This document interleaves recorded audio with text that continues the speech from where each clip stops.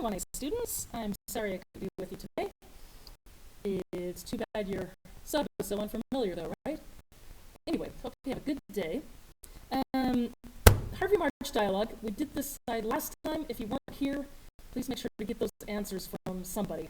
You copy the punctuation from them, make the marks that they have.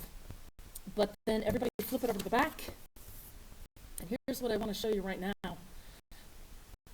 Probably, I spent time yesterday looking at kids' examples of their 3 alternate beginnings, which you should also have done. And I noticed, I just wanted to remind you that straight dialogue, where people are just talking, is not that much fun to read if it goes on for too long. What's better is a mix of, well, really, a mix of all 3, narration, description, and dialogue. But if nothing else, take your dialogue and add some action to it. Show people's expressions, show what they're doing, is there any movement while they're talking, and you can incorporate those easily. And so people have something to visualize while your characters are talking, okay? So again, we had Harvey and Marge do their straight dialogue like this, but now you're going to be able to picture them. You're going to see what they're doing, okay? So every time there's something in narration, I put it in bold, and then the original dialogue is in the non-bolded stuff, okay? And there's a couple of tricks about how you can get narration to be incorporated. One thing I wanted you to notice right now, and this is really typical of contemporary fiction, and that is, even though this first sentence is not dialogue, in fact, mark it as narration. Something happens here, right? Our subject is Marge. It says this: intent on her knitting, Marge didn't notice her husband standing right in front of her. Unread newspaper rolled up in his hand, and accusing glare in his eyes. I love that. You have a really nice picture now. You kind of get the idea. She's probably sitting and knitting. He's in front, newspaper, accusing glare. Now you've got a picture, don't you? Okay. Marge did something. She noticed. We got a little description about the husband. It's a narrative. But our main subject was Marge, right? Now Harvey's going to say something. And notice how it switches paragraph. Okay, it's kind of crazy because this was only one sentence. And already we're moving on to another paragraph. Now Marge does something, says something. Harvey says something, does something. And each one of these little things is a separate paragraph. You find that to be really, really common in contemporary fiction. Every time you actually switch subject, somebody else is either doing something or saying something. They have a tendency to switch paragraph completely. Think about a contemporary sci-fi something. Maybe the astronaut does something. The astronaut moved over to the console and started to look for a solution to his problem. What if the next sentence was something like, the big red button on the left started blinking?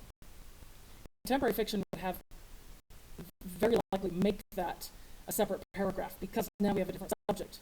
The little light is blinking. It's not the astronaut doing something anymore. You don't have to.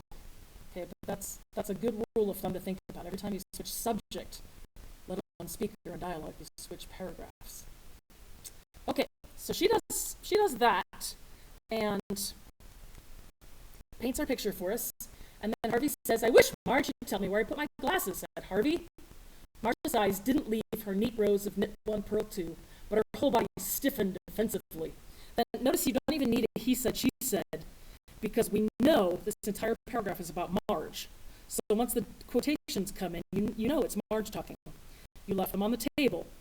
"No, I did not," Harvey said, shaking the newspaper at her as if to punctuate his words. "Underline this word for me, please." You probably forgot from last term, but this is one of our friends called a participle. Please label that, because you probably forgot. Guys, this is a really easy, really good way to get action into your dialogue. Think about having the he said, she said marker, comma, and then adding your ing word. Doing, moving, breathing. Any sort of participle tacked on like that makes a nice, short-ish clause, but it gives that dialogue some action, That's what he said, moving across the room, okay, and makes your dialogue come alive. Did to, did not, did to. Finally, Marge looked up in exasperation and tried to stare her husband down. Harvey didn't break eye contact, and he set his face in a stubborn frown. So it's kind of fun to get more visuals. Again, it's narrative. I know I didn't leave my glasses there, Harvey said, the tone of his voice now loud enough to interest the neighbors, because I haven't sat at the table all day today. Now, underline this bit, and notice how that's another easy way to get emotion, expression, personality, facial, what's seen on the face, and tone of voice in this case, by just tacking it onto the he said, she said. Harvey said, the tone of his voice, maniacal. The tone of his voice, ridiculous. The tone of his voice showing frustration. Or simply something like, Harvey said, oh, excuse me, I'm gonna sneeze. Sorry about that. Must be allergic to dialogue. Something like, Harvey said, his smile broadening, his expression looking worried. Okay, and those short, tiny little indicators of emotion or expression can be really, really useful. Keep going. You had breakfast there, silly, said Marge. I swear your memory's dead and gone. Too bad you can't get memory glasses to fix it. I have not lost my memory, Harvey shouted. And again, right here, underline it, we have the same sort of thing, participle, that tacks on to the he said, she said, and gives us action. Harvey shouted, leaning forward enough that Marge was forced to scooch backward into the soft cushion of her armchair. Marge collapsed her knitting down like an oriental fan, so that the two sharp ends of knitting needles could be used to poke her husband rather sharply in the chest. Well then, I have a question for you, Marge said. Jab, jab. What are we talking about? Jab, jab, jab.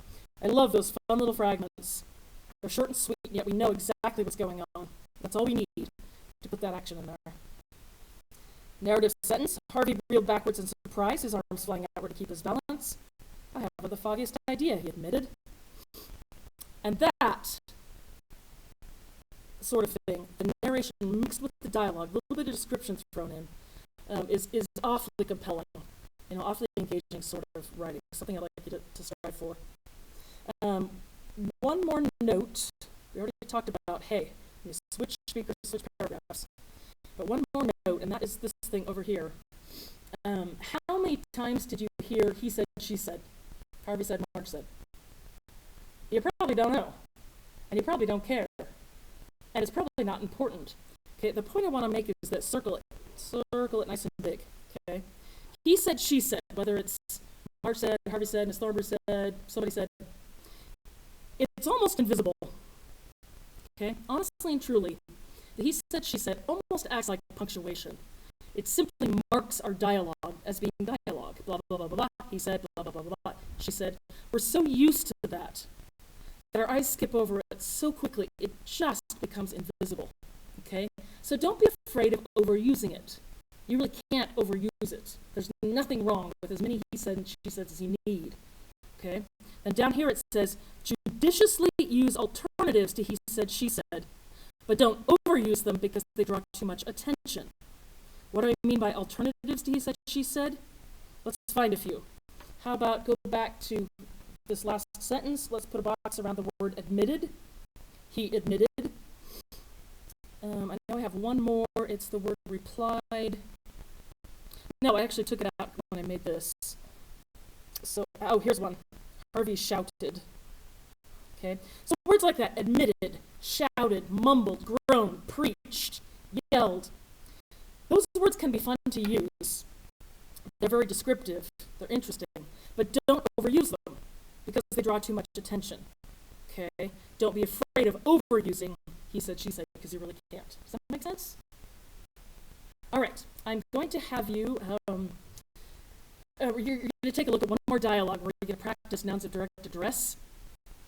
And then I'll have you turn in both of those pages. Just as a reminder before you do that, okay? A noun of direct address, that's when you directly address somebody by their name or a nickname or maybe call them an insult. Okay, we have a good one right here. I wish Marge, comma, it would tell me where to put my glasses. The person you're talking to gets set off by commas. Okay?